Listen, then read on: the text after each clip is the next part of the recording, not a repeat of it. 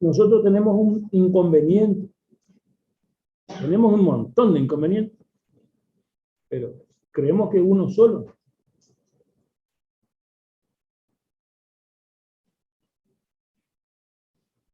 Todos nosotros, los docentes, creemos que somos perfectos. Bueno, ese es el inconveniente, ¿no? Es decir, creemos que no tenemos errores, que hacemos todo bien. Los únicos que se dan cuenta de nuestros errores son ustedes.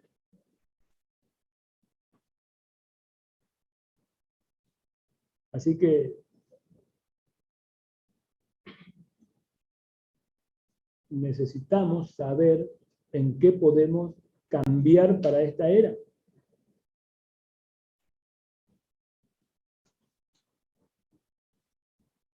¿Dónde estuvieron nuestros errores en la era pasada para tratar de cambiar? Porque si no, si nosotros seguimos cometiendo los mismos errores, ustedes van a seguir andando como anduvieron ahora. El que anduvo bien tal vez no. Y el que no anduvo bien tal vez tenga un montón de críticas. Y bueno, escucho con mente abierta y sin ningún tipo de reacción, porque la realidad es que sí tengo que reaccionar, pero reaccionar no contra el que me critica, porque se me critica porque algo le pasó. Y tal vez el que anduvo bien, tal vez algo tenemos que ver. El que anduvo bien en la era pasada. Y el que anduvo mal, tal vez algo tenemos que ver. A lo mejor tenemos que ver en mucho de lo que, en lo mal que le fue. Entonces, ustedes son los únicos que nos pueden hacer mejorar a nosotros. Así que si tienen alguna crítica, digan, yo lo voy a dar. El grupo pasado, el que se fue, hicieron 3 o 4, los tengo presente, y voy a charlar con los otros docentes y con la doctora para ver si podemos. Algunos seguro que podemos cambiar, y algunos otros tal vez podamos cambiar. Pero a lo mejor ustedes tienen otras críticas que de algo que no estuvimos bien, y bueno, y yo quiero, digamos nosotros, yo, porque me tocó a mí ahora particularmente, pero somos todos los docentes que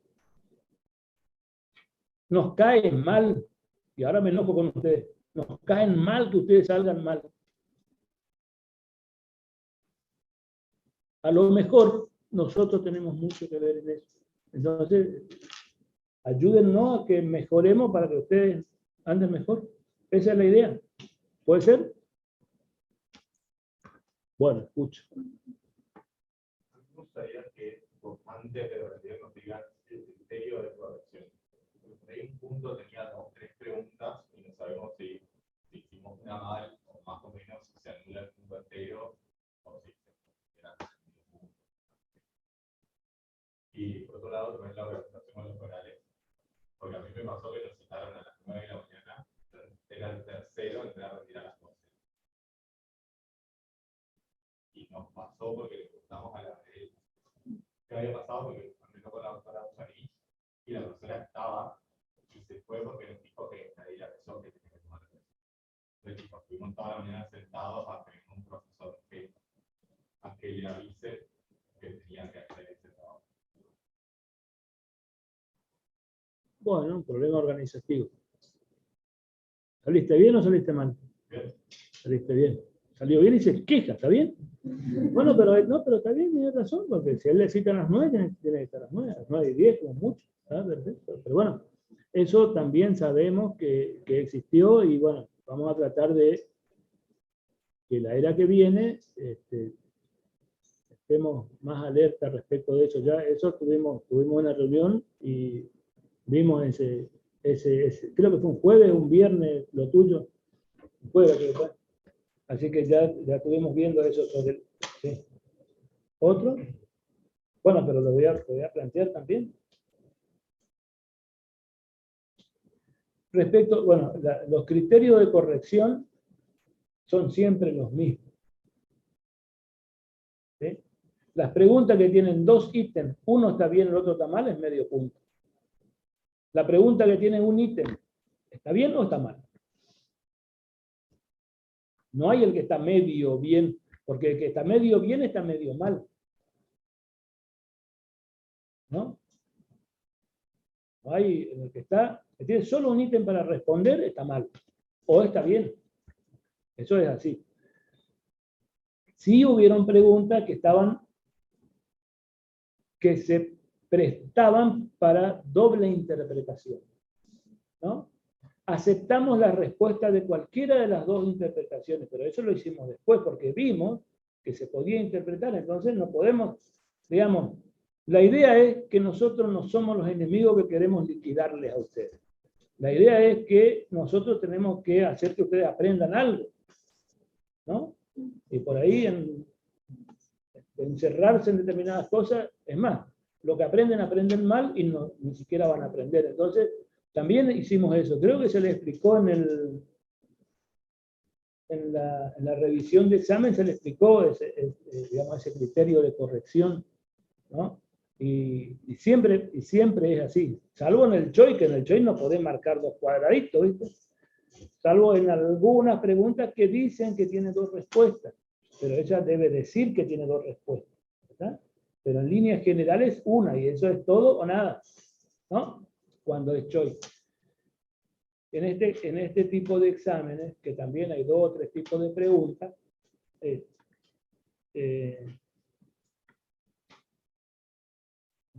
en líneas generales son exámenes que se deben responder rápidamente. Hay algunas que habían que poner 3 palabras, 2 palabras. Y esa era la respuesta. El problema es que para poner esas 2 palabras había que hacer una interpretación de lo que estaba pasando o de lo que decía, ¿no? Y en la mayoría, la interpretación era una sola. En las preguntas de que podían haber 2 interpretaciones, se aceptaron las 2, digamos. Yo creo que tampoco somos cabeza dura de cerrarnos en lo que nosotros creemos que está bien. Si ustedes nos demuestran de que realmente tienen razón, tienen razón. Es más, nosotros nos dimos cuenta de las preguntas que tenían doble interpretación. Y cuando lo plantearon, automáticamente se le había dicho que sí. Y lo tomamos ahí. Pero sí, lo de la organización previa, eso sí. Me hicieron crítica del tiempo. 1 hora tal vez hubiera sido poco. 1 hora y media tal vez hubiera sido mucho. Pero bueno, creo que 1 hora y media para darle los 10 o 15 minutos después también puede estar bien para este tipo de examen, ¿no? 20 preguntas, ¿20 eran? ¿Sí? Y en línea general había más o menos casi 40 preguntas eran. En realidad, porque había preguntas que tenían tres cosas para contestar, ¿no? Y algunas de ellas había que pensarlo para interpretar. Tal vez ahí, en los que anduvieron mal, fallaron en eso. Bueno, también es responsabilidad nuestra que aprendan a interpretar eso. Y ahí sí, de vuelta, vuelven ustedes la responsabilidad de pedir, qué sé yo, 2 días antes, si se puede, preguntas, no digo de las preguntas del examen, ¿no? O preguntas parecidas a las del examen como para que veamos cómo se debe interpretar, ¿no? Si ustedes, esta era, vamos a tratar de hacerlos así. Hay un tema de esta era que suele ser medio como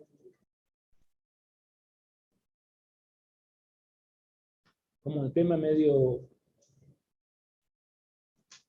el más malo, digamos, ¿no? Hay una cosa que a mí nunca me gustaba cuando me decían, y yo siempre era peleador, peleando, no era como era peor. Pero... Sí, una vuelta en la primer clase de fisiología, nosotros rendíamos parciales, es lo mismo. El primer parcial era músculo y nervio, el segundo parcial era cardio, ¿no? Y la primer clase de cardio el jefe de cátedra, comienza el teórico, éramos 120, todos en la misma sala. Y bueno, ahora vamos a comenzar una época en la cual vamos a dar temas de cardiología. Les aviso que es muy difícil de aprender, posiblemente no aprendan. ¡Ah, qué onda que me tiró! Pero qué onda, ¿viste? Bueno, terminó ahí y yo me quedé así, bravo.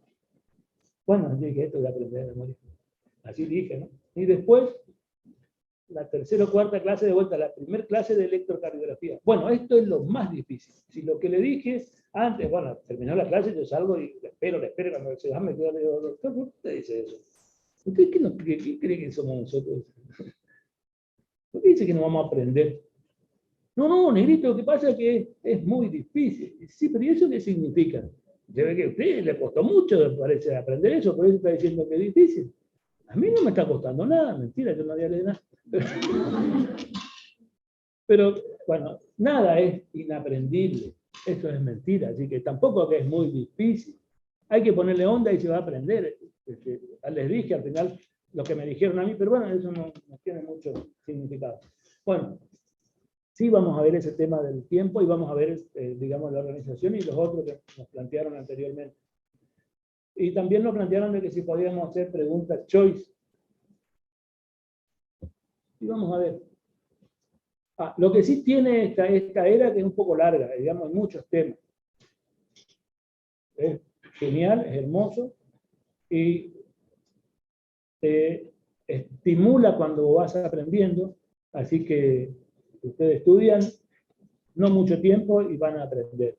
Y nosotros, los docentes, estamos todos para ayudarle a que aprendan o más fácil, o algunos, como yo, les complicamos un poco la vida, pero no es tanto así tampoco, ¿no? Tratamos de hacerla fácil. Bueno, los temas de hoy son, vamos a ver si llegamos.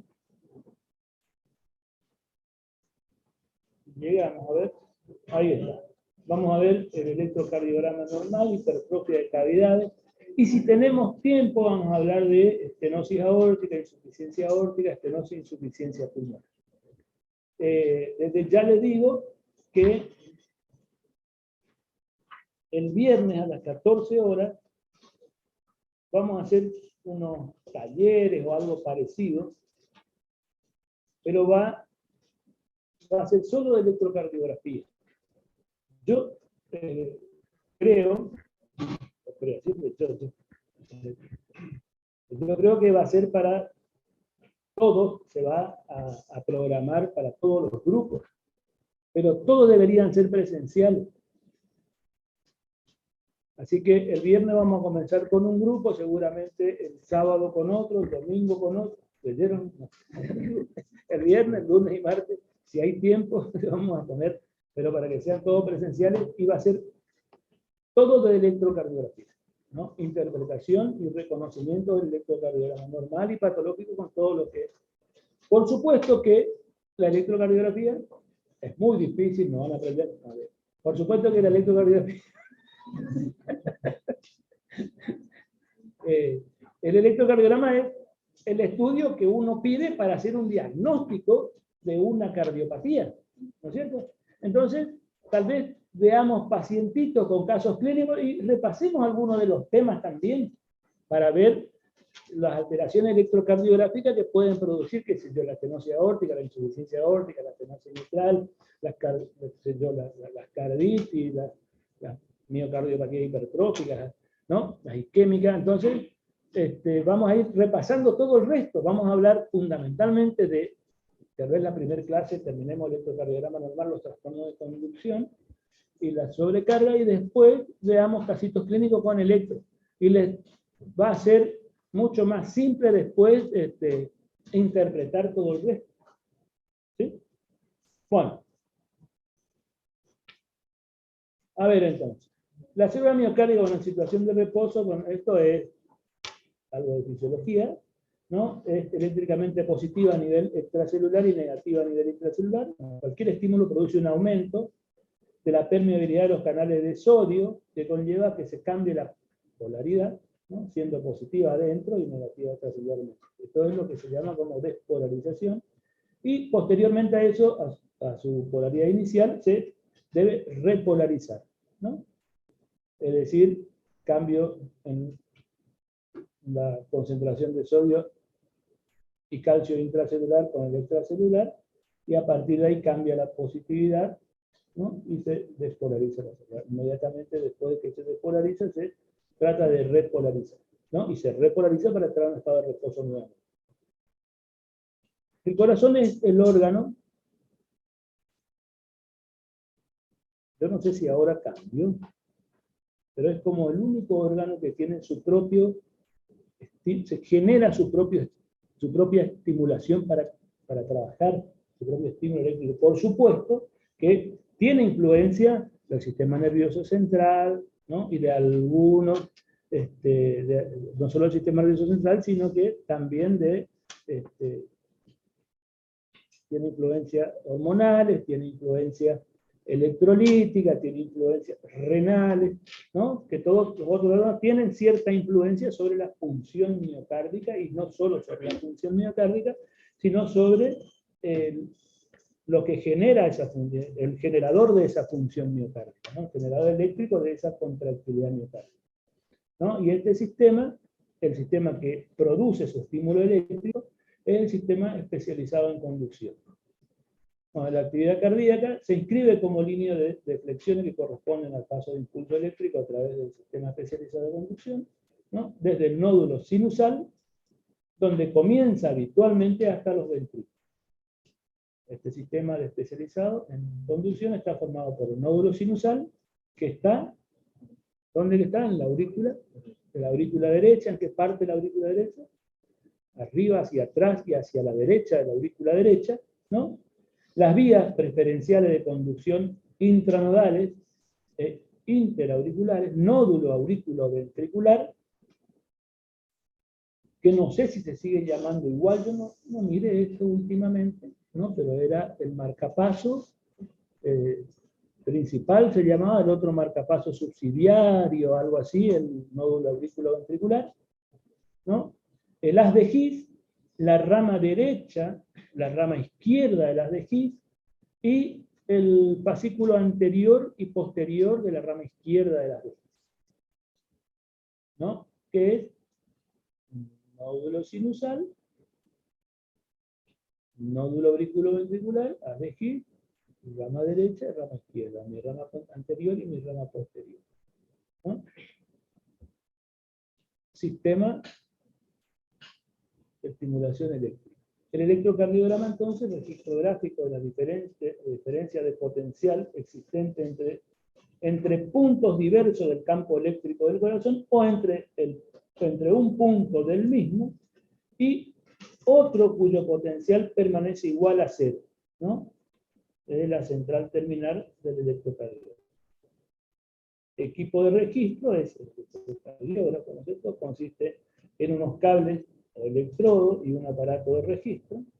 Los electrodos se colocan en la piel del enfermo, en localizaciones predeterminadas, de manera universal, de modo que nos permite obtener registros que se puedan comparar. Ese es el objetivo, digamos, de colocar siempre igual los cables para poder comparar, ¿no?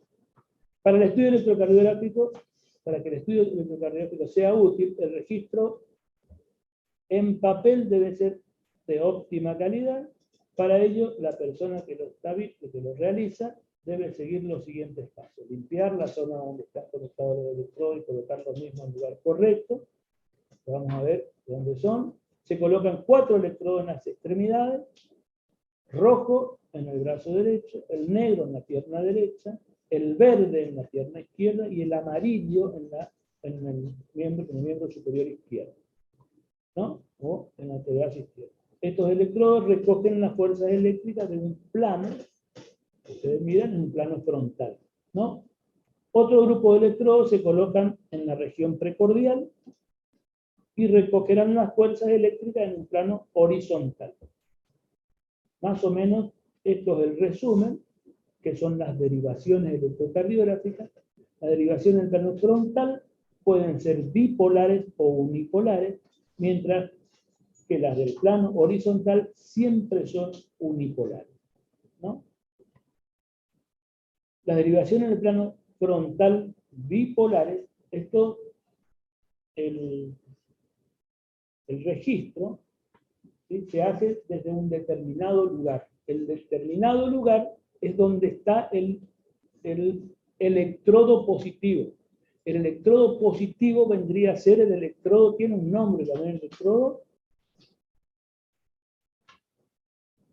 explorador también puede ser, puede llamarse, y yo más o menos siempre me imaginé como que cada uno de esos electrodos exploradores o el electrodo positivo, que es el que registra, son lugares desde donde yo me pongo a mirarle al corazón, ¿no?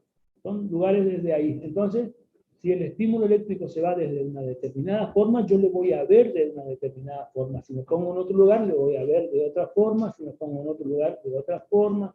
Si me pongo en otro lugar, lo voy a ver de otra manera. ¿Sí? Cada una de las derivaciones son lugares entonces donde yo me pongo a mirarle al corazón, ¿no? Y las derivaciones, dijimos, las derivaciones de los miembros, en el plano frontal, las bipolares, registran la diferencia de cargas que hay entre el electrodo negativo y el positivo. Por ejemplo, en D1, entre el brazo izquierdo, que es donde está el positivo, y el brazo derecho, que es donde está el negativo, ¿no? D1, yo estoy mirando desde acá al corazón. En D2, entre la pierna izquierda, que es donde está el positivo, ¿sí?, y el brazo derecho, que es donde está el negativo. Entonces lo estoy mirando, si lo estoy mirando desde acá, le estoy mirando desde abajo al corazón. Yo acá le estoy mirando hacia el lado izquierdo del corazón, ¿no? ¿Estamos acá? Más o menos se ubican en la anatomía. ¿Vos? Bueno. D3 está la diferencia de potencial entre, dijimos, entre dos lugares, ¿no es cierto?, entre la pierna izquierda del miembro, o sea, de la persona, y el brazo del miembro superior izquierdo de la persona, ¿sí?, entre este lugar y este lugar. Estoy mirándole también desde abajo. Las derivaciones, estas son las bipolares, diferencia de potencial entre estos dos lugares. Las unipolares registran solo el potencial de ese lugar contra otro que es el cero. Y como originalmente y como prácticamente lo normal son diferencias muy pequeñas, desde el punto de vista electrocardiográfico se logran ampliar, por eso se llaman derivaciones ampliadas o unipolares.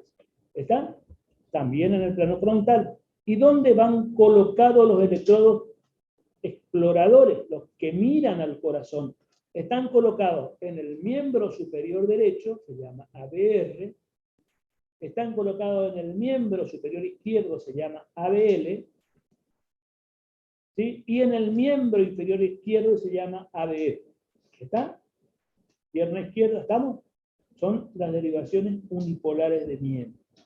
Entonces, ya tenemos idea de que en el plano frontal tenemos 6 derivaciones, ¿no? Las bipolares de 1, de 2, de 3, y las unipolares ampliadas, ABR, ABL y ABE. Las derivaciones entonces, en el plano frontal, bipolares de 1, de 2, de 3, ¿sí?, que ya estuvimos viendo, y ABR, ABL y ABF, que ya lo estuvimos viendo de ABR, estoy mirando desde acá, ABL estoy mirando desde acá, y ABF estoy mirando desde acá. Las otras derivaciones son las precordiales, ¿no?, que las clásicas son 6 derivaciones, B1, B2, B3, B4, B5, B6. También hay que colocarlas siempre en lugares que están predeterminados y que se llaman B1, B2, B3. Y el lugar específicamente B1, ¿sí?, va en el cuarto. ¿Saben cómo se identifican los pasos intercostales, ¿no es cierto? Lo de Lewis, segundo, tercero, cuarto espacio intercostal, a la derecha del esternón va B1, ¿no? Cuarto espacio intercostal a la izquierda va B2, ¿no? Quinto espacio intercostal, línea medio clavicular, va B4. B3 va entre B2 y B4. Así es. B5 va entre quinto espacio intercostal, línea axilar anterior, y B6 va en quinto espacio intercostal, línea axilar media. Es decir, estamos mirando al corazón.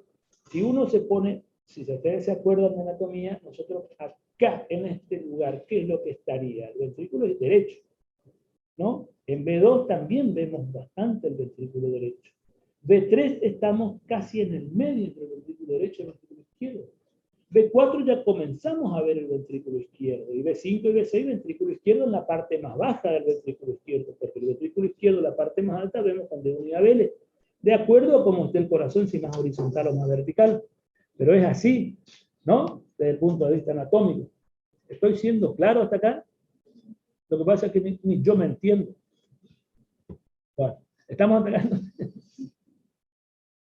Bueno, también podemos hacer otras derivaciones de acuerdo a si lo necesitamos. Queremos ver si hay un problema en el ventrículo derecho isquémico, por ejemplo, sobre todo en un infarto de cara inferodorsal. Queremos saber si hay compromiso del ventrículo derecho y ponemos B3R, B4R, B5R. El R significa el lado derecho, digamos, ¿no? Y va en los mismos lugares. Hoy me preguntaba, compañero, ¿cómo yo sé cómo yo hago? Y para menos complicaciones, sacar los 6 y poner B1 el que corresponde a B1, B2 el que corresponde a B2, y hacer todo al revés, ¿no? Y la otra es poner B3 en B3. Entonces, B1R estaría en el lado izquierdo, y es el que corresponde a B2, ¿no?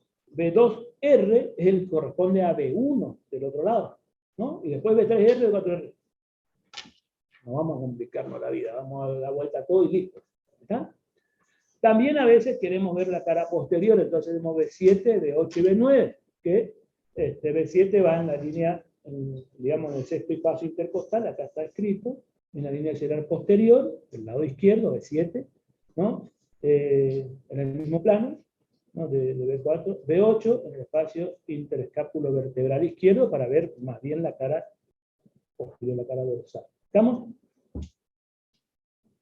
O sea que tenemos 12 derivaciones, que son las de miembros o frontales, de uno de los de 3, ¿no? Y las unipolares y RLF son 6, y las derivaciones precordiales de 1 de 6. Todas siempre van en el lado izquierdo. Digamos, estas 12 derivaciones siempre se hacen del lado izquierdo. Bueno, el papel del electro y su registro. El registro electrocardiográfico se realiza sobre un papel milimetrado, ¿no? Por cuadrados de en realidad milimetrado en el sentido horizontal y en el sentido vertical, ¿no? Marcado en el sentido horizontal con líneas verticales con separación de 1 milímetro, y en el sentido vertical con líneas horizontales también de 1 milímetro, y se forman cuadraditos de 1 milímetro, ¿no? Un papel milimetrado formado por cuadrados de 1 milímetro de lado con línea de doble grosor cada 5 cuadraditos, y cada 5 milímetros hay una línea que es más gruesa, ¿no? Cada 5 milímetros hay una línea que es más gruesa. En lo que respecta a la velocidad, habitualmente se puede cambiar la velocidad en el electrocardiograma, pero lo estándar es hacer a 25 milímetros por segundo, ¿no? 25 milímetros por segundo, ¿no? De manera que 1 milímetro equivale a 0.04 segundos, ¿no? Y 5 milímetros a 0.2 segundos. Si el registro se realiza a 50 milímetros por segundo, 1 milímetro a la mitad, porque va más rápido el papel, ¿no? Con respecto al voltaje, se mide en el sentido vertical, ¿no? De forma estándar también, y hay que marcar el estándar, eso lo podemos cuando vemos un electro. 1 milivoltio es igual a 10 milímetros o a 1 centímetro. ¿Ah? 10 milímetros de altura es 1 milivoltio, o 1 centímetro de altura es 1 milivoltio, ¿no? Por lo que una onda R de 5 milímetros sería 0,5 milivoltios, ¿no? Sus modificaciones repercuten directamente en los valores absolutos registrados. Bueno, esto acá, fíjense ustedes que 25 milímetros por segundo, y cada milímetro es 0.04 segundos, ¿no? Ustedes saben de dónde sale eso, ¿verdad? ¿Sí? ¿Saben de dónde sale? Bueno. ¿Cómo aprender de memoria? ¿Sí? ¿Eh? ¿Por qué cada milímetro acá es 0.04 segundos? ¿Por qué? Por la velocidad del trazado. Si vos tenés que un milímetro, perdón, un segundo son 25 milímetros. ¿Sí? O, dicho al revés, 25 milímetros es un segundo. Un milímetro dividido 25, ¿cuánto les da? Hagan el cálculo. No, hagan el cálculo. Un milímetro dividido 25, ¿cuánto le da? Eso, por eso es que eso es 0.04 segundos. ¿Está? Es decir, cada un milímetro es 0.04 segundos.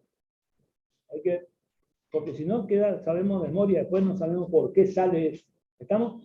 Y esto porque nosotros le marcamos que 10 milímetros es 1 milivoltio. Este sí lo marcamos nosotros. Pero esto no, porque con esta velocidad, ese milímetro es eso. ¿No?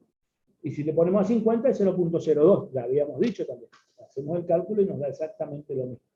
¿No? Entonces, hasta ahí estamos bien. El electrocardiograma normal, que es el tema de hoy, se compone de un conjunto de ondas o de flexiones separadas por intervalos y segmentos, ¿no? En realidad separadas por segmentos, ¿no? E intervalos. Los segmentos son los que separan. Los intervalos forman parte de, pero acuérdense que un intervalo siempre lleva una onda. Un segmento no lleva una onda. ¿No? Segmento PR termina la R hasta que termina la P hasta donde comienza la R de la Q, o PQ, PR, PQ. Lo mismo el segmento ST. El segmento ST donde termina el QRS o desde el punto J hasta que comienza la onda, que son segmentos. ¿No? Mientras que intervalos es desde que termina la P hasta, por ejemplo, el intervalo QT, desde que comienza la onda Q o la onda R hasta que termina la onda T. Que el intervalo siempre lleva una onda y el segmento no.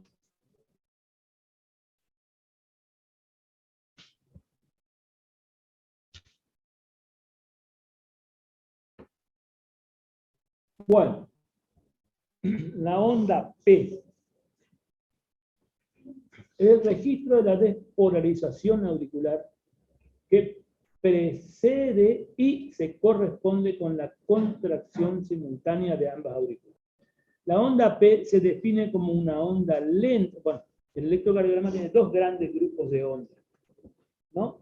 Que son las ondas lentas y las ondas rápidas. Eso ustedes van a leer en fisiología, creo que así aprendí. Y todavía se debe seguir describiendo. Si las ondas lentas, ¿cuáles son? La onda P y la onda T. Las ondas rápidas son el QRS, ¿no? O la onda R o QRS. La onda P, entonces, ¿a qué corresponde la onda P? A la actividad eléctrica de las aurículas, ¿no? Actividad eléctrica de las aurículas. No vamos a confundirnos con contracción auricular, porque no es la contracción auricular, es la actividad eléctrica. Lo mismo que el QRS, es la actividad eléctrica de los ventrículos.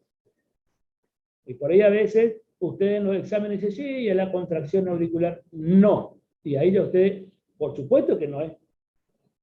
Y ahí, como están en un examen y están nerviosos, ¿qué comienzan a decir cualquier cosa? Ya creen que no saben nada, se asustan. Y comienzan a decir, pero doctor, si usted dispone del teórico, es mentira, yo nunca digo. ¿No? Entonces, es la actividad eléctrica de la aurícula, la onda P, ¿no?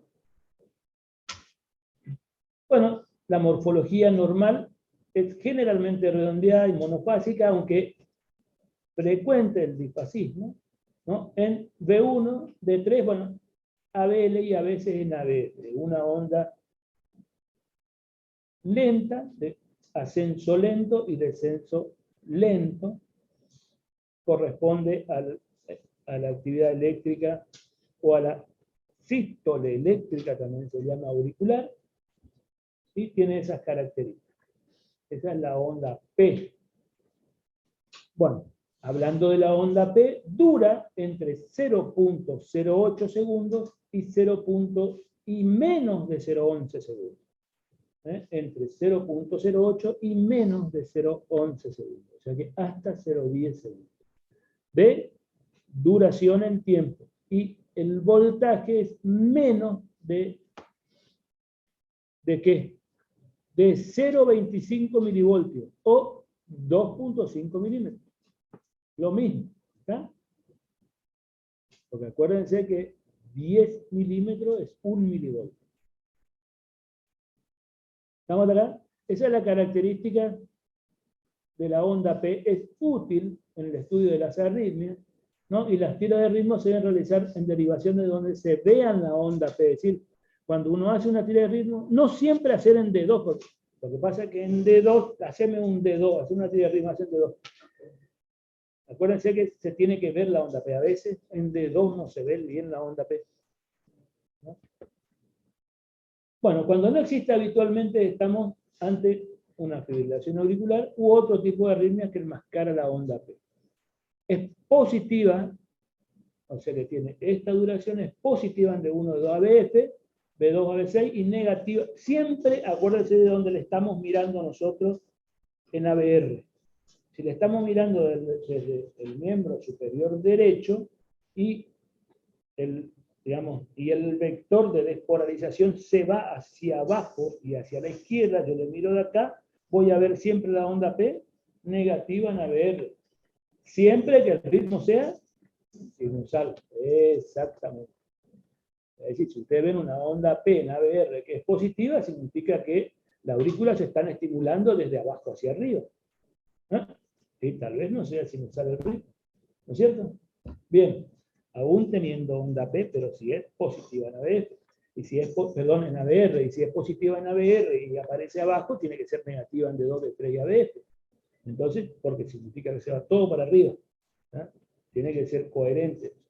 Bueno, en D3, ABL y B1 puede ser de polaridad variable dependiendo, bueno, de pequeñas rotaciones de la posición del corazón. Bueno, hay algunas, fíjense cómo se pueden ver las ondas P normal, ¿no? Menos de 0.11, menos de 2.5 milivoltios. Esta onda P está aplanada. Hay una onda P invertida, hay que ver qué derivación es, ¿no?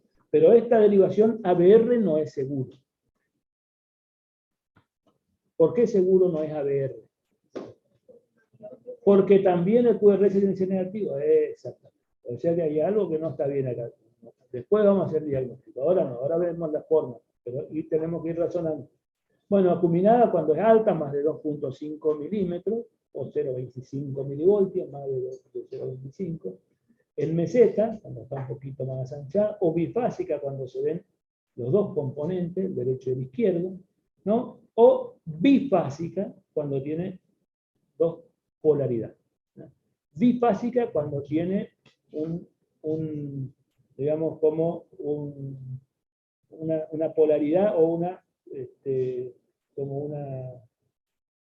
una interfase, digamos, entre la misma positiva. Y bifásica cuando tiene dos polaridades distintas. Después de la onda P, entonces tenemos que ver qué es lo que pasa en el QRS o la onda R, el intervalo PR. El intervalo expresa el tiempo que transcurre desde el comienzo de la despolarización auricular hasta el comienzo de la despolarización ventricular, ¿no? Intervalo, entonces, desde que comienza la despolarización, desde el comienzo de la onda P, hasta que comienza el QRS o la onda R, ¿no? Desde que comienza la activación o la despolarización auricular, el comienzo de la onda P hasta el comienzo del QRS. Por lo tanto, ¿no? La respuesta, por lo tanto, representa fundamentalmente el retraso fisiológico de la conducción que se lleva a cabo en el nódulo auriculoventricular. Lo forman la onda P y el segmento PR.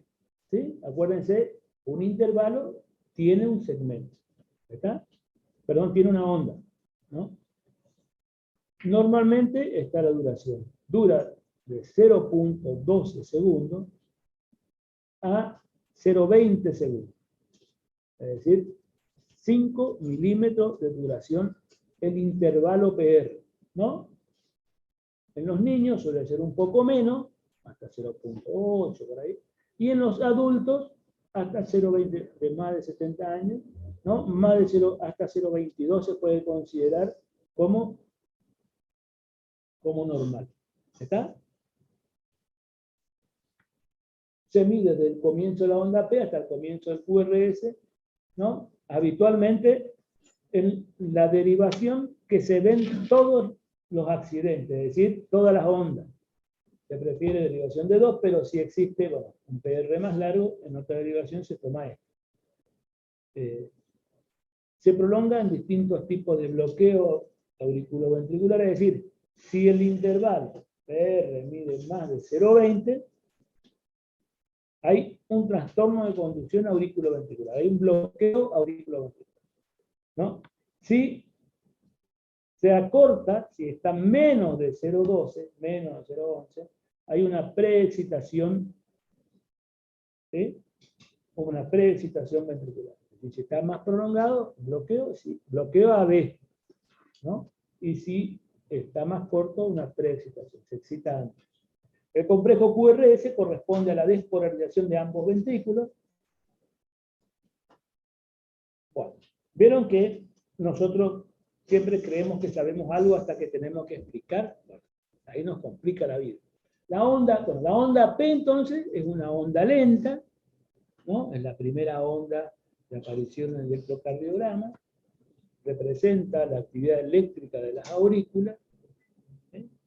Y la onda, y el QRS, ¿qué es la onda Q? La onda Q es la primer onda negativa después de una onda P. ¿Sí? Después de la onda P hay una onda negativa y se llama Q. Siempre hay que definirlo así porque la primera onda positiva después de la onda P se llama R. Y la primera onda negativa después de la R se llama S. ¿Está? Si tiene solo una onda negativa después de la P, ¿cómo se llama? ¿Se llamaría S o se llamaría Q o QS? Bueno, le pusieron QS, pero si decís Q es lo mismo, porque la primera onda negativa después de la P es una Q. Y si decís QS, puede denominarse así, pero estrictamente vos decís QS porque tiene solo eso y antes se supone que había una R que se desapareció, ¿no? Pero entonces, Q o QS si hay una sola onda negativa después de la P. Y si hay otra onda positiva después de la S, se llama R'. ¿Estamos acá? Vamos a ver. Dependiendo del voltaje relativo entre ellas, se distingue distintas denominaciones, digamos, o distintos tipos de complejo de QRS. RS, cuando la R es más pequeña que la S que le sigue, ¿no? Y por supuesto, para que sea onda S, tiene que haber una R. RS cuando la S es más profunda. RS cuando la R y la S tienen más o menos la misma magnitud, así sucesivamente, y vamos a ir viendo. Por ejemplo, fíjense ustedes acá, ¿cómo es esto? Q, RS, Q, la R es mayúscula, la S es minúscula porque son chiquitas las dos. ¿Sí? Acá Q, chica, y R, grande. Así hay que denominar. Acá aparece una onda R, la primera, después de la P, se llama Q, R. ¿No?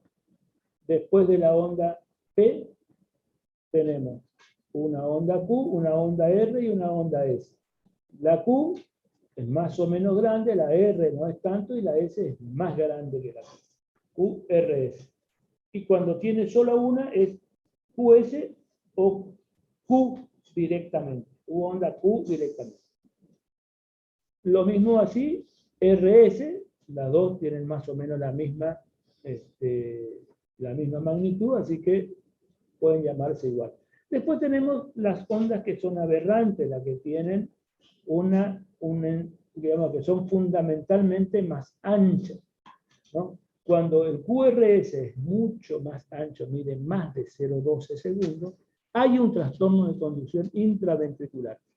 Esto es propio, estas aberrancias son propios de los bloqueos de ramas o de los ritmos idioventriculares. ¿Sí? Siempre que hay un bloqueo de rama, se ensancha el QRS. O cuando hay un ritmo idioventricular, también se ensancha el QRS.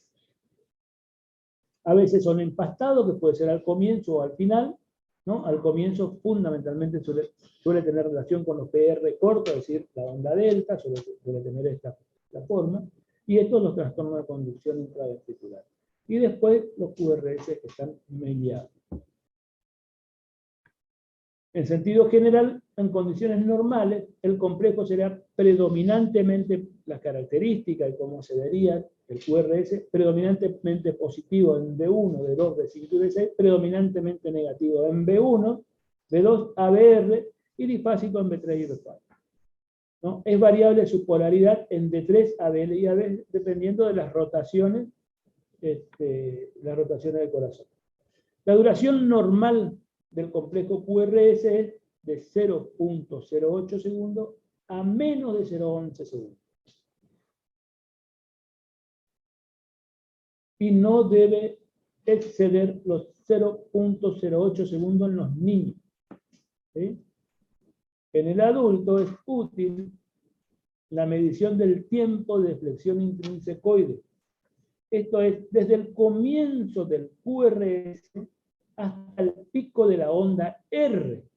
Y la cifra normal, digamos, la duración normal es 0.03 segundos, ¿no? En B1 y hasta 0.4.5 en B6.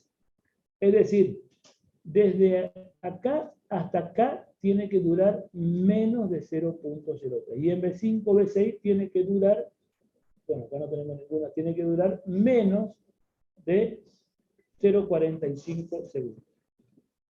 ¿Cuál es el significado? Bueno, esto fundamentalmente estaríamos viendo sería de este tipo.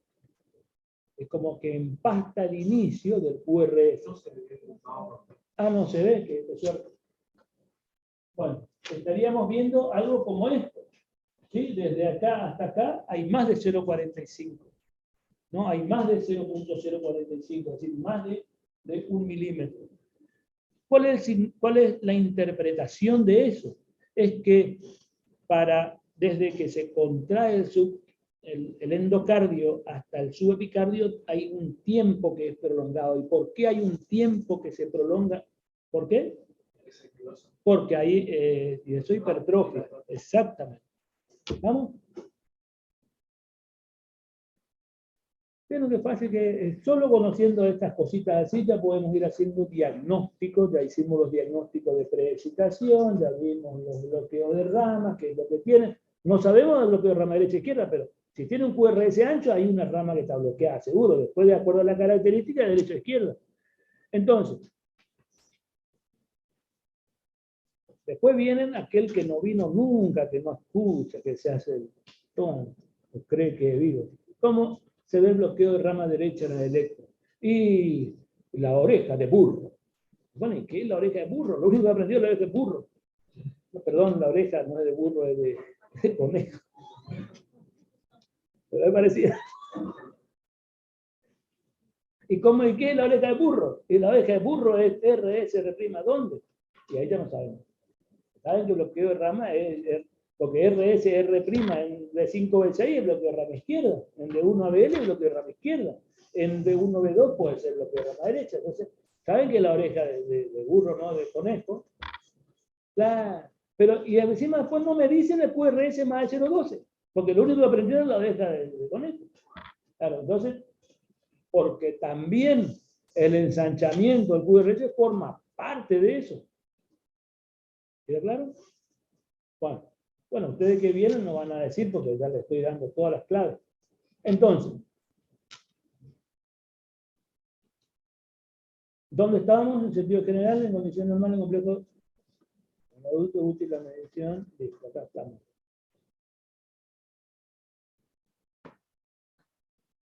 Bueno, el voltaje es difícil de establecer una normalidad como, digamos, un estado de normalidad de voltaje por encima de los cuales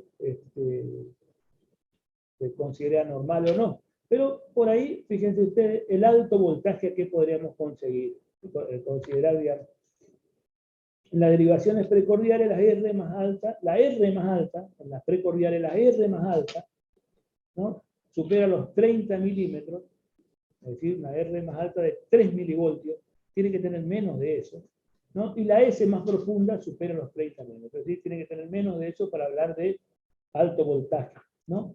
O la suma de la R más la S más profunda supera los 40 milímetros. Alto. Todavía no vamos a hablar de hipertrofia, ¿está? Estamos hablando de voltaje alto en el electro que puede ser considerado como normal. Bueno, puede aparecer en los vagotónicos, en los asténicos, en los que tienen miocardiopatía hipertrófica, bloqueo de rama, Wolf, ¿no? O mala calibración, si por ahí le pusimos que un milivoltio sea 2 centímetros, vamos a aparecer una onda muy alta. ¿Estamos acá? Y también podemos tener bajo voltaje. ¿Ustedes no están con frío? ¿No? Bueno, los bajos voltajes en el trazado electrocardiográfico se puede ver, bueno, cuando le regulamos que un milivoltio sea 0,5 milímetros, 0,5 centímetros.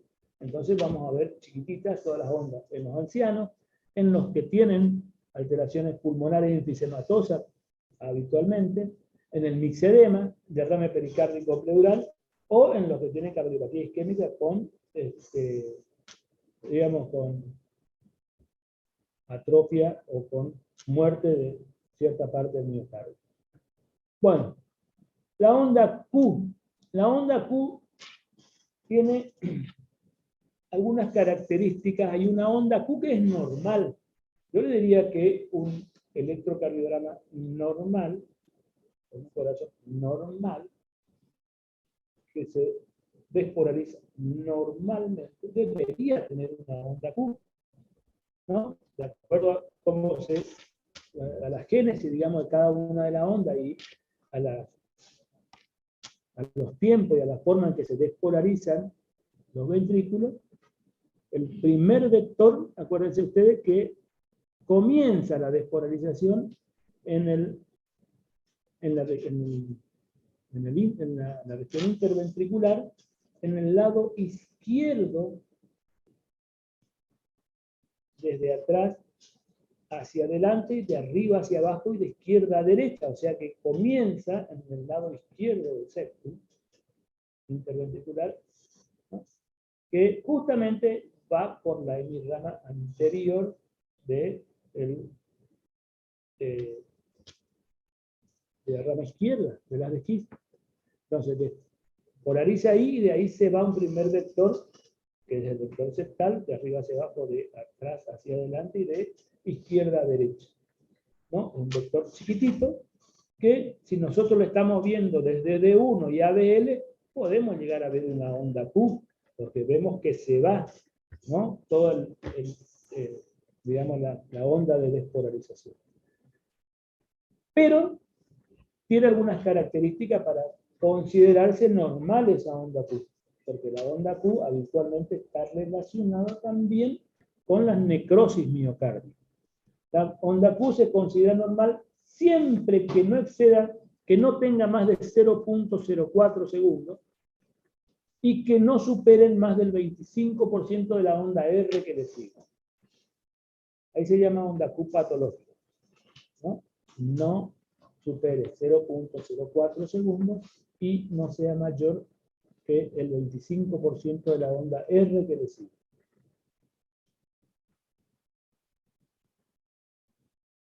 En las precordiales no deberán exceder el 15% de la R a la que le preside, ¿no? Más del 25% en la de miembro, más del 15% en las precordiales. Si tenemos una onda Q que supera esas medidas, es una onda Q patológica. Y eso indica de que tiene una alteración miocárdica segura. Es una necrosis miocárdica o una fibrosis o algo que no, lo que sí sabemos es que ahí no hay músculo contracto, ¿no? La onda R es positiva, obviamente, siempre la primera onda positiva después de la onda Q. Si existe la segunda onda positiva de onda R, se llama una onda R', ¿no? La duración, dijimos, es de menos de 0.11 segundos en el adulto. Con la duración de 0.11 segundos en el adulto es siempre anormal, ¿no? Más de 0.10, y sugiere hipertrofia ventricular o trastorno de la conducción ventricular.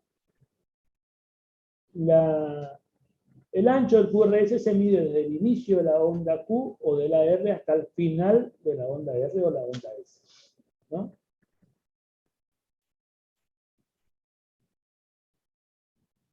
Sería desde acá hasta acá, QRS. Más de 0.11 segundos es anormal, trastorno de conducción intraventricular. El segmento ST se extiende desde el final de la onda S o de la deflexión R, cualquiera la que tenga, ¿no es cierto? Si no existe la S, hasta el principio de la onda T. Este es un segmento ST. Corresponde al periodo de contracción sostenida de los ventrículos. En los casos normales es isoeléctrico, está a nivel de la línea de base, no incluye ninguna onda, bueno, esa es la diferencia entre los intervalos, ¿no? Y su morfología es una línea recta, es horizontal o levemente ascendente. Sería esto, desde acá hasta acá, ¿no? El segmento ST. Bueno, acá ustedes me decir, sería desde acá hasta acá, ¿no?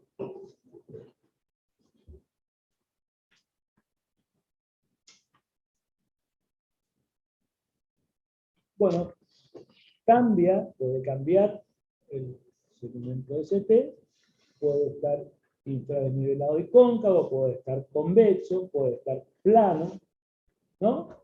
Desplazado, ¿no? Infranivelado o negativo, puede estar supradesnivelado, ¿no? Que puede ser cóncavo, puede ser convexo, puede ser plano, ¿no? El segmento ST. Siempre que hay alguna de estos cambios, algo tenemos que jerarquizar. Tenemos que jerarquizar porque tiene algo, perdón, ¿no? Eso sería lo correcto. Tenemos que jerarquizar porque tiene algo. Hay que ver el contexto, que es lo que se interpreta después. Su medición se basa en su posición por encima o por debajo de la línea isoeléctrica, así por arriba o por abajo, es supranivelado o infranivelado, se consideran normales, desplazamiento de hasta 1 milímetro en ambas direcciones, supradesnivel o infradesnivel. Su valor está dado por el lugar que ocupe a los 0.08 segundos, ¿no? Dos cuadraditos pequeños después del punto J, es decir, desde acá hasta acá, ¿no? A partir de ahí nosotros tenemos que comenzar a ponerle buena visión al segmento ST.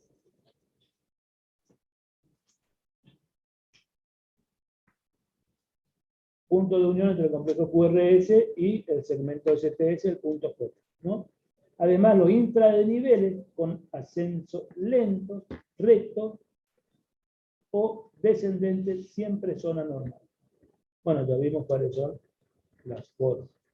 Y hay que recordar, esto siempre traten de acordarse, se considera como patológico si es superior a 1 milímetro, de 0.1 milímetro de 1, de 2, de 3, y o más de 2 milímetros en las precordiales. Si hay infra o supra de nivel de más de 2 milímetros, o sea, de 0.25 milímetros en las precordiales, es anormal, ¿no?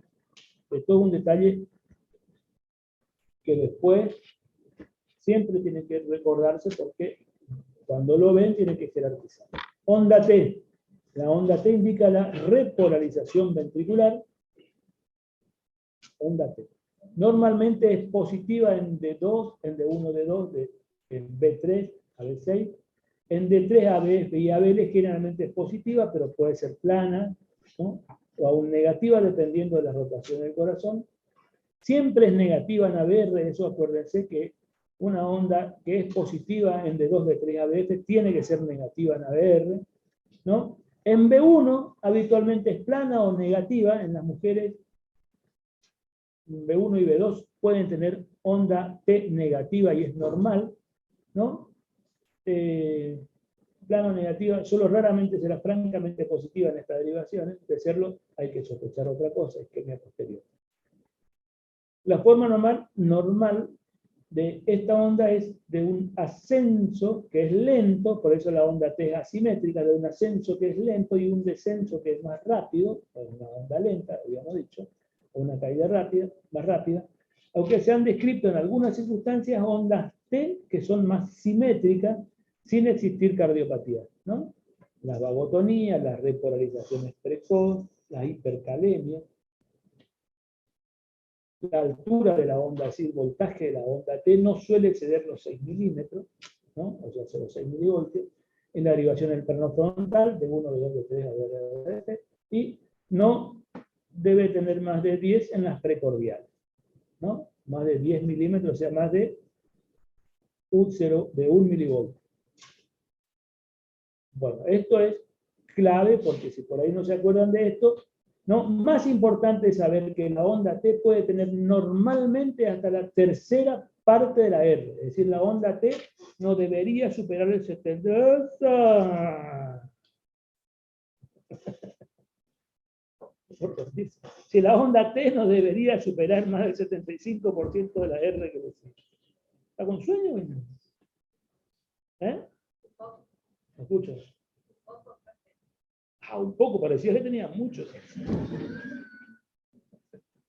Bueno, entonces, la onda T no debe tener más del 75% de la R que le sigue. Eso es importante, ¿no es cierto? De la R a la que ella le sigue, sería lo correcto, ¿no?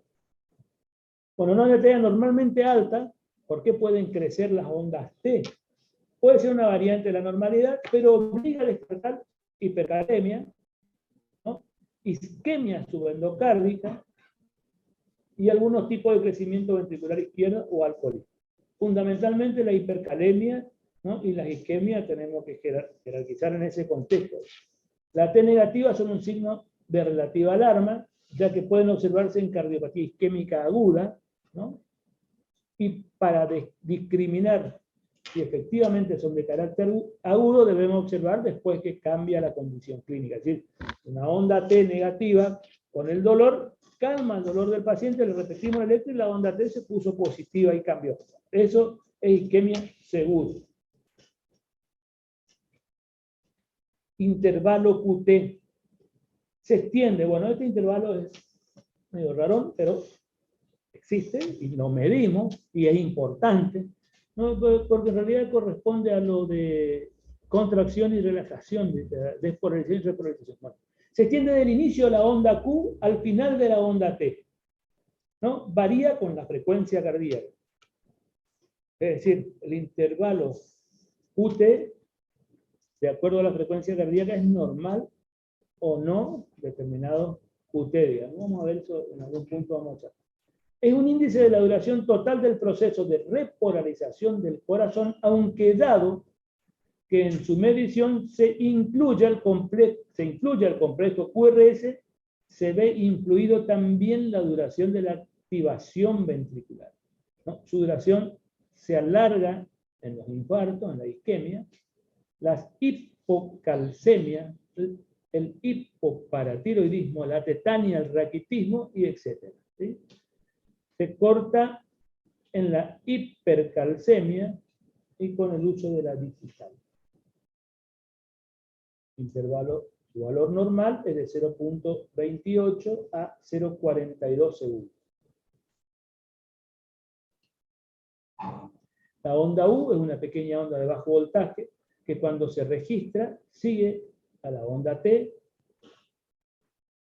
la hipocalemia, la bradicardia fundamentalmente se ve cuando hay frecuencia cardíaca baja y la edad la ponen más de manifiesto. Aparece en ritmo lento, normalmente apreciándose, se ve mejor en B3 y B4. El punto J es el punto de unión entre el QRS y el segmento ST. ¿Cómo está visto? ¿No?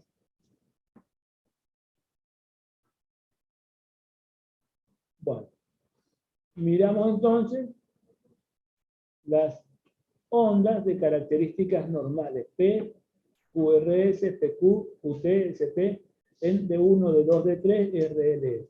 ¿Sí? Hasta ahora no hay mucho inconveniente. Bueno, cuando nosotros vemos o tenemos un electrocardiograma, tenemos que interpretarlo. Antes de interpretarlo, tenemos que observar y analizar. El análisis siempre tiene que llevar el mismo orden. Traten de hacer siempre de la misma forma. Y de esa manera no se van a confundir y no se van a olvidar cosas, ¿no?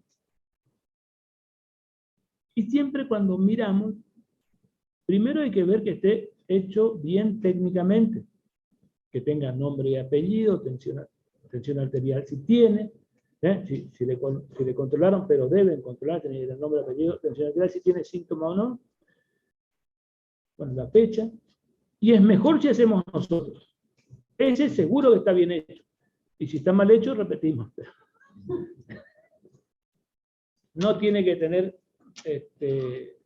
digamos, movimientos extraños a las ondas, para lo cual hay que hacer una serie de cosas que ahora vamos a ir viendo. Y siempre lo que tenemos que analizar como se lee un libro, ¿no? De izquierda a derecha y de arriba hacia abajo. Primero, ¿no? Después de ver las características estas que dijimos, que tenga el nombre y apellido, la fecha, si tiene síntomas, tiene que tener el electrocardiógrafo, tenemos que saber que está a 25 milímetros por segundo, tenemos que saber que está, 1 milivoltio es 10 milímetros, digamos, que serían los estándares. Después tenemos que analizar ritmo, frecuencia, eje, onda, P, QRS, T, intervalo QT y PR. Y segmento ST si está alterado de escribir, ¿no? Entonces, con esa descripción nada más, ya si vemos una onda P que mide más de 0,12 o que mide más de 0,25, ya sabemos que tiene derecho o izquierda, si sobrecarga auricular derecha o sobrecarga auricular izquierda. Si tiene un QRS más de 0,12, cuando vimos las características ya vamos haciendo, digamos, estamos describiendo eso en ese orden y ya sabemos que son normales o no. Y de acuerdo a la normalidad, la posibilidad o el posible diagnóstico electrocardiográfico. No hagan diagnóstico clínico con el electrocardiograma. ¿Queda claro? El diagnóstico es electrocardiográfico. Ustedes ven una hipertrofia ventricular izquierda, no ven una hipertensión arterial, ¿no? O una estenosis aórtica, o una miocardiopatía hipertrófica. ¿Ven? La hipertrofia ventricular izquierda. ¿Estamos acá? Ustedes ven un supradesnivel del ST. ¿Y esto qué? Y esto es un síndrome coronario agudo con supradesnivel del ST. No. El paciente tiene un síndrome coronario agudo con supradesnivel del ST. Electrocardiográficamente tiene alteración de la repolarización ventricular con supradesnivel del ST. Ahora, ese electro puesto en una persona de 45 años con dislipemia, con hipertensión, que fuma y tiene dolor de pecho y tiene este electro, ¿qué tiene ese paciente? Un síndrome coronario agudo con supravenida. No confundan los diagnósticos. A veces, en los exámenes, ponemos un electrocardiograma y ponen síndrome coronario agudo. No, eso no es un síndrome coronario agudo. Él tiene un supranivel del CT, puede ser pericarditis, puede ser otra cosa. ¿Está claro? Bueno. Entonces los diagnósticos, cuando miramos los electros, son diagnósticos electrocardiográficos. Cuando el electro forma parte de un paciente, también es electrocardiográfica, pero poniéndole al paciente podemos hacer el diagnóstico de lo que tiene el paciente con un cuadro clínico. ¿Me siguen hasta acá? Disculpen, pero ¿soy claro hasta acá o no? Mentira, usted no dice nada. Bueno, vamos a seguir.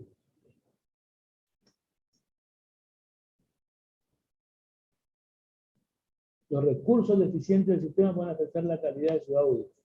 Trate de cerrar algunas aplicaciones. ¿Eso qué es? Ahí. Bueno. Entonces, habíamos hablado del ritmo sinusal. Entonces, el ritmo puede ser sinusal o no sinusal. ¿Cuándo el ritmo es sinusal? Para considerar que un registro se encuentra con ritmo sinusal, lo que quiere decir es que el estímulo parte del nódulo sinusal. Esta es muy complicada, parte del nódulo sinusal, pero ahora yo lo voy a complicar. Ahora ustedes van a ver. Claro, ritmo sinusal, ¿cuándo? Cuando el marcapaso eléctrico nace en el nódulo sinusal, pero ¿cómo yo sé electrocardiográficamente que nace en el nódulo sinusal? Esto es cuando la onda P positiva en D2 tiene que verse la onda P positiva en D2 y D3, tiene que ser negativa en ABR e isodispásica en B1, B2. Esas son las características del ritmo sinusal. Todas las ondas P son iguales, los PQ y PR son iguales, los RR también. No te compliques más. Es decir, cuando tiene todo eso, el ritmo es sinusal. Bien.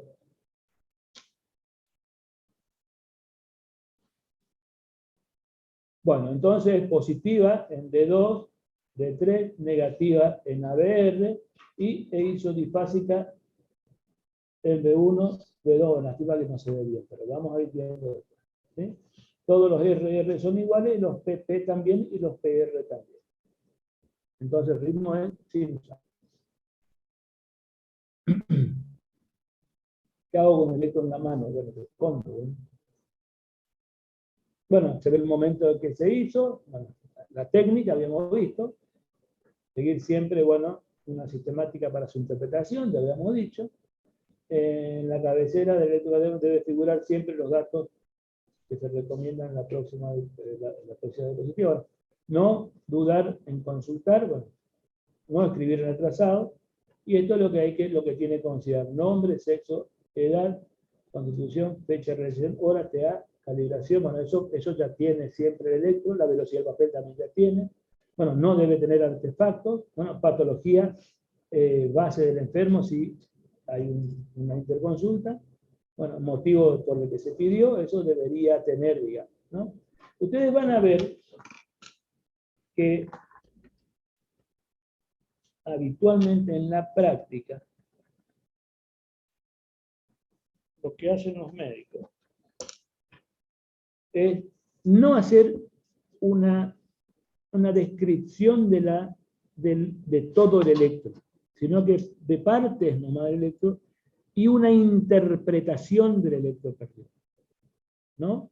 Es decir, electrocardiograma normal o electrocardiograma anormal. El electrocardiograma anormal, bloqueo de rama derecha con ritmo sinusal.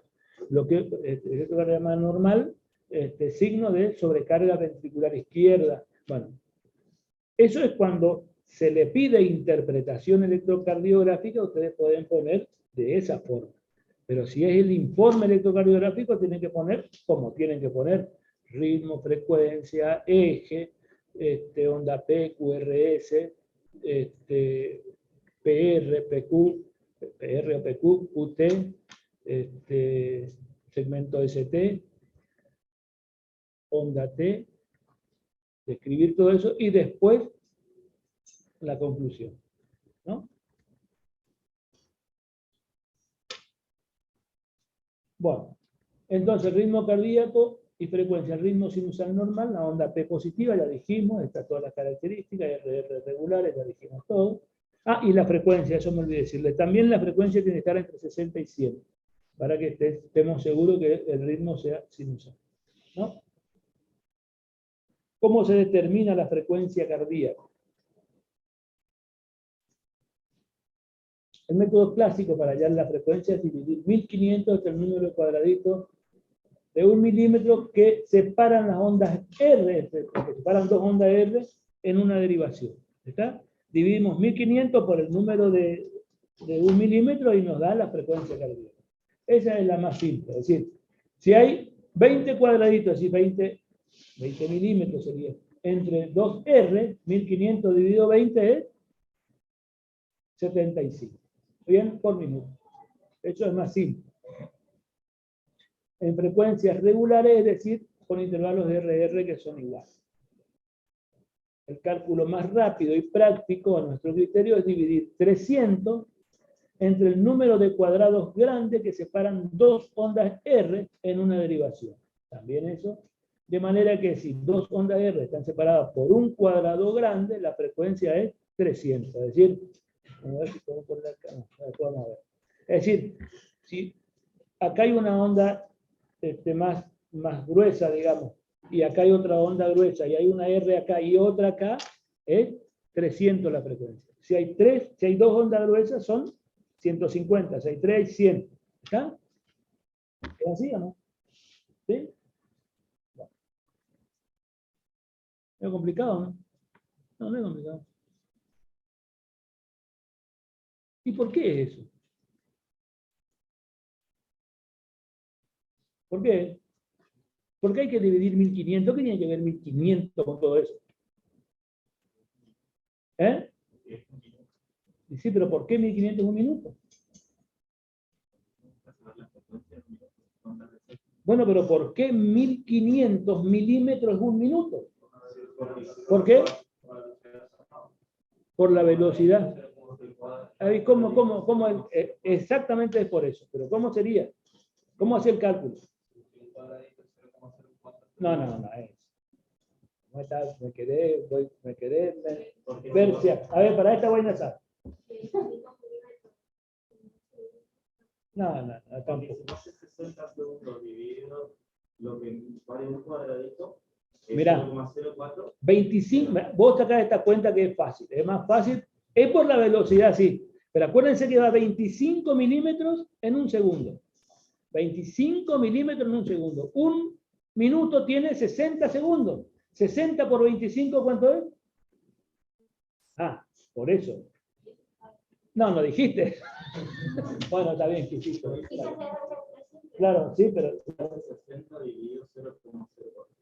pero también sabemos que si está 25 por segundo, ¿no? 25 milímetros por segundo, 1 milímetro es 0.04, ¿no? Bueno, entonces sabemos que si hay una onda R y a los 7 milímetros hay otra onda R, es 1500 dividido 7. Si hay 10, 1500 dividido 10. Y los otros son todos iguales, 300, 150, 175, 60. Ya está, también es fácil, ¿no? ¿Quedó claro? Es más fácil cuando uno tiene... Bueno, esto era la frecuencia cardíaca. El eje del corazón. ¿Saben qué? Yo voy a seguir con esto el viernes. Pero ahora me cansé. ¿Eh? O si no, vamos a hablar de algo un segundito o 2 minutos y así recupero mi energía. ¿De qué quieren hablar? Pregunten lo que ustedes quieran. Menos de política, eso vamos a terminar peleados. De política no. De fútbol tampoco. ¿Qué? Usted corrigió. Me complicó la vida, estaba igual. Bueno, viste que toda la sístole eléctrica del corazón, digamos, ¿no? desde que comienza hasta que termina, tiene hasta 0,44 segundos, dijimos. Pero resulta que 0,44 cuando la frecuencia es entre 70 y 90 por minuto. O entre 60 y 80, más o menos puede ser normal cualquiera de esos.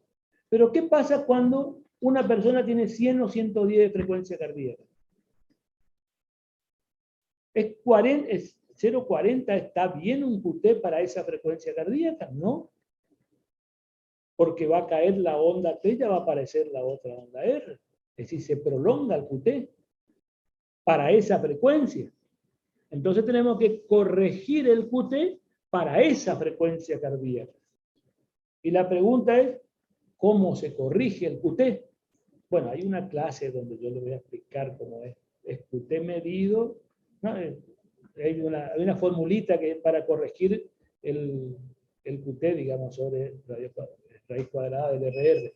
Bueno, así se calcula, digamos, pero después vamos a hacer cálculo. Hay que corregir para la frecuencia. Cuando medimos un QT que la onda T o la R o la P del otro ciclo queda muy cerca y algo cambió, se prolongó el QT. Si se prolongó el QT, las hipercalemias, hay una serie de alteraciones hidroelectrolíticas que prolongan el QT. Ya prolongan el QT. Cuando se prolonga el QT, en ese contexto, cualquier arritmia o cualquier extrasístole o cualquier latido anticipado puede caer en la onda T. ¿No? Y cuando cae en la onda T, acuérdense ustedes que la T es justo hay una parte de la onda T que está relacionado con el intervalo donde hay una posible, donde cualquier estímulo extra puede desencadenar otra despolarización, ¿no? En el periodo refractario relativo, ¿no? Acuérdense que la primera parte es periodo refractario absoluto, es decir, cualquier estímulo que caiga no va a volver a despolarizar. Mientras que en la parte 3 del potencial de acción, ahí es justamente la onda T, y si cae otro estímulo, hay una extrasístole ahí, puede desencadenar una taquicardia ventricular. Por eso que es importante, en algunas circunstancias, medir el QT y corregir de acuerdo a la frecuencia.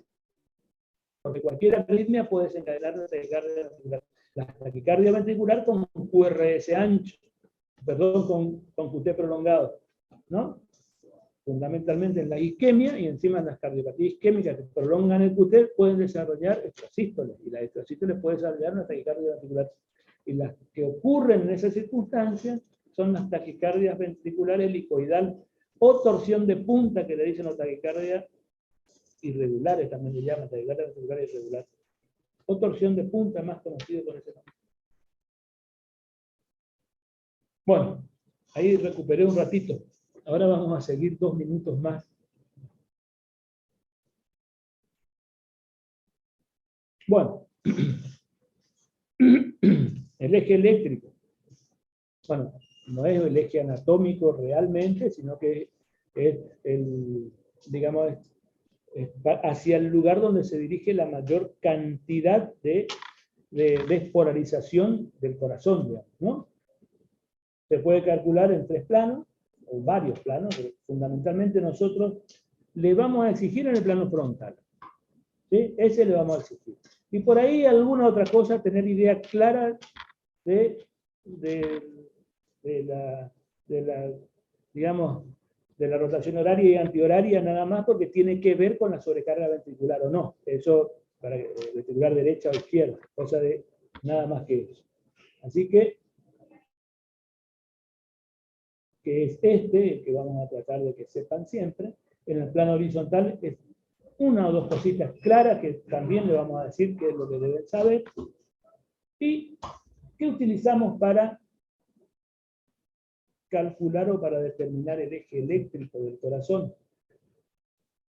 Habíamos visto que cada derivación es un lugar donde nosotros nos ponemos a mirar al corazón, y particularmente desde donde estábamos colocados, podíamos, si le bajamos los ejes de cada uno de esas, de D1, por ejemplo, que es la diferencia potencial que hay entre el hombro derecho y el hombro izquierdo, y estamos mirándole desde acá, es una línea recta. Nosotros lo bajamos al medio y lo ponemos, todo lo cruzamos por arriba entre el sector auriculoventricular. Y podemos establecer, bueno, en primer lugar, el famoso triángulo de Guitoen, que ustedes también ya deben saber, lo pasé de largo eso. Y en segundo lugar, podemos establecer un sistema de, digamos, pasando todos estos potenciales de acción y estos intervalos, podemos calcular el eje, particularmente sabiendo desde que cada derivación corresponde a un lugar donde nosotros lo estamos mirando. Entonces tenemos que D1 lo estamos mirando desde el lado izquierdo, D2 habíamos dicho que lo estamos mirando desde abajo, ABF también, D3 también, y más desde abajo, pero hacia el lado derecho. ABR nos proponíamos en el miembro superior derecho, ¿no? Se lo estamos mirando desde arriba, y fíjense ustedes, tenemos 6, 1, 2, 3, 4, 5, 6 ejes, de los cuales, si nosotros pasamos ABF y D1, lo pasamos y lo cortamos perpendicular, podemos establecer con estos dos medios círculos, si se quiere, o dos mitades del corazón, como quieran llamarle, dentro de los cuales, desde ABF hacia D1 sería todo positivo, y desde ABF hacia el otro lado sería todo negativo, ¿no? Si pasamos ABF, le cortamos a D1. Y si D1 le cortamos a ABF, nosotros dividimos en 4 cuadrantes, ¿no? A todo la distribución de despolarización eléctrica del corazón. A 4 cuadrantes, entre los cuales tenemos el primer cuadrante, sería desde D1 hacia ABF, el segundo cuadrante desde ABF, que son 90 grados, hacia menos 180 o más 180 en este sentido, ¿no? Primero, segundo, tercer cuadrante desde menos 180 hasta menos 90 grados. Ese es un lugar que se le llama un lugar de nadie, se le llama indeterminado, tiene varios nombres, de acuerdo a quién escribe, tiene varios nombres, y después vemos cómo se establece un eje ahí. Y el cuarto cuadrante sería entre 0 y menos 90 grados. El eje eléctrico normal del corazón está entre D1 y ABF. Así dice la mayoría de los libros de fisiología. Algunos libros de electrocardiografía hablan que el eje normal debe estar en menos 30 grados, o 25 hasta menos 30 grados, hasta 110 o 120 grados, ¿no? O sea que puede estar en el cuarto cuadrante, muy poco, en el primer cuadrante y algo en el tercer cuadrante. Si está entre esos ángulos, el eje eléctrico se puede considerar normal. Por supuesto que ya dijimos cada uno de estos lugares desde donde nosotros estamos mirando el corazón, ¿no? Hasta ahí. Entonces, ¿cómo podemos saber o tener idea de acuerdo a eso? Si miramos D1 lo estamos mirando desde acá, ¿no? Si D1 es positivo, significa que está desde acá hacia acá. Puede estar en este cuadrante o en este cuadrante. Si D1 es positivo, ¿estamos acá? ¿Cómo sabemos si está en este cuadrante o en este cuadrante? Mirando ABF. Si ABF es positivo, significa que está entre D1 y ABF, está en este cuadrante. Si ABF es negativo, está para arriba, significa que está entre D1 y menos 90, o sea, entre 0 y menos 90 grados, en este cuadrante. Esa es una forma, mirando los dos. Hay unas formas que todas son fáciles, ¿no? Pero hay otras que son más complicadas. ¿Cuáles son las más fáciles? La más fácil es mirar cuál es la onda más positiva. ¿En qué derivación está la R más, la onda R más alta. ¿No? Si la onda R más alta está, vamos a ver, la onda R más alta está en D2, significa que casi toda la despolarización viene hacia D2. Entonces, ¿el eje dónde va a estar? Y tiene que estar en D2. Ahora, si queremos saber si está exactamente en D2, buscamos la que es perpendicular a D2 y tiene que estar isodifásica. Si en ABL es isodifásica, el eje está en 60 grados. Y no hay alternativa. Ahora, lo otro. Lo mismo sirve para esto que habíamos dicho recién. De 1 positivo. De 1 es positivo. Y ABF es isodifásica. ¿Dónde está? Está en D1. O si no, buscamos dónde hay una onda isodifásica. Si hay una onda isodifásica, le buscamos la perpendicular que seguramente tiene la onda R más alta. O la onda S más profunda si buscamos la que mira del otro lado. Vamos a seguir mirando.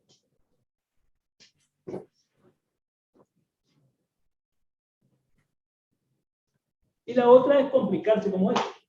¿No? Vamos a complicar.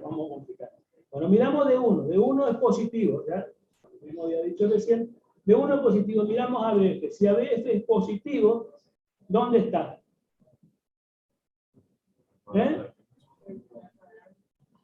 De 1 positivo y ABF positivo. De 1 positivo y ABF positivo. ¿Está? Acá.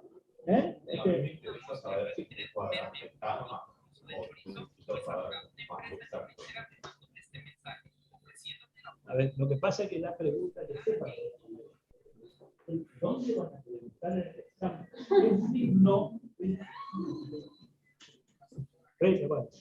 Si vos pones eje normal, ya está. Pero ¿sabe qué? Tiene que ser normal. Porque si vos pones eje normal y está en menos 60 grados, está normal. O sea, yo cuando busco el eje, busco en qué cuadrante está. Y vos tenés que ir aproximando. ¿Sí? Vos podés ir aproximando. ¿Vos querés saber exactamente dónde está? Es así. La máxima positividad. Lástima que no tengo para escribir. La máxima positividad está en D3. El eje está en este cuadrante. Es decir, ya sabemos que se fue para acá. Si está en D3, ¿cómo tiene que ser ABL? Es negativo. ¿No? Y tal vez ABR tenga algo de positividad. Pero si está exactamente en D3, ABR tiene que ser isodifásico. Entonces está acá porque le corta perpendicular. ¿No entendés? ¿No? Es lo mismo que cuando está acá. Exactamente lo mismo. Lo que pasa es que estamos hablando con otras derivaciones. Lo más próximo es la máxima positividad. ¿Ah? La máxima positividad se acerca si es, por ejemplo, si está entre D2 y D3 son los más altos. Y está acá, ¿ves? ¿Y cuál es la diferencia entre saber si está entre 60 o 90 grados? O entre 70 y 80.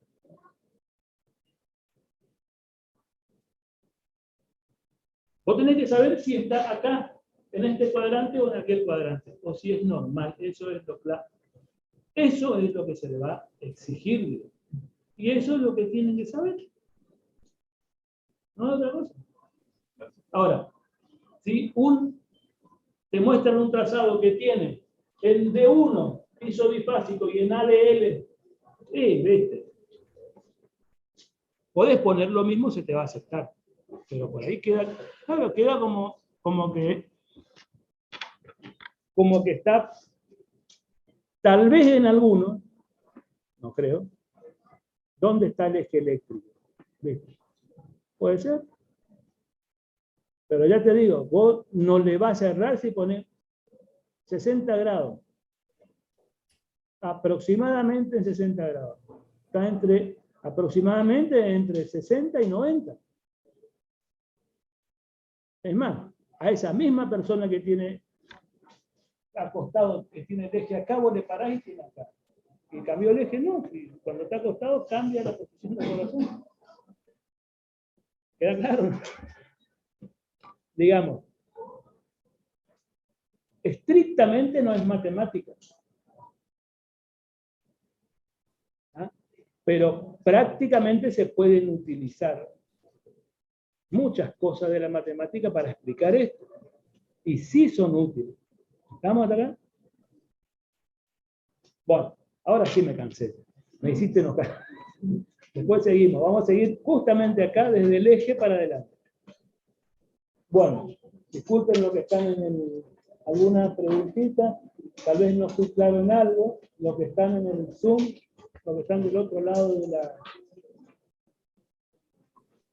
Los que están del otro lado están durmiendo. ¿Eh?